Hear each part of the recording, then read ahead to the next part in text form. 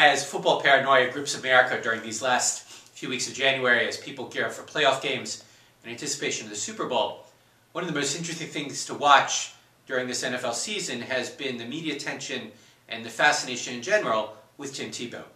Now, we may not agree that he's a great quarterback, we may not agree with his beliefs, we may not even like him as a person, but he's gained a lot of attention, a lot of notoriety, because he's so different from other NFL players. He's a man who's not afraid to profess his faith. He's a man who stands out, a man who's different, a man who professes Christ in everything he does, even in the NFL. Unlike Tebow, unfortunately, we don't often do that. And yet, I think he's a good reminder to us that, like him, we need to bring Christ into everything we do. Tim Tebow is not afraid to profess his faith in Christ, in his work, in his play, and in his life in general. And my friends, as people of faith, we need to do the same thing.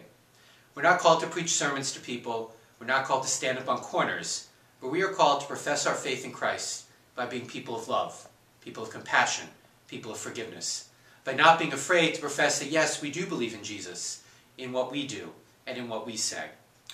I think during this time, as we all are eagerly watching NFL games and playoffs and getting ready for the Super Bowl, we could learn a valuable lesson from that man. Because like Tim Tebow, as people of faith, we also can't be afraid to stand up for Jesus. Like him, we can't be afraid to stand up and make sure that our faith is reflected in everything we do.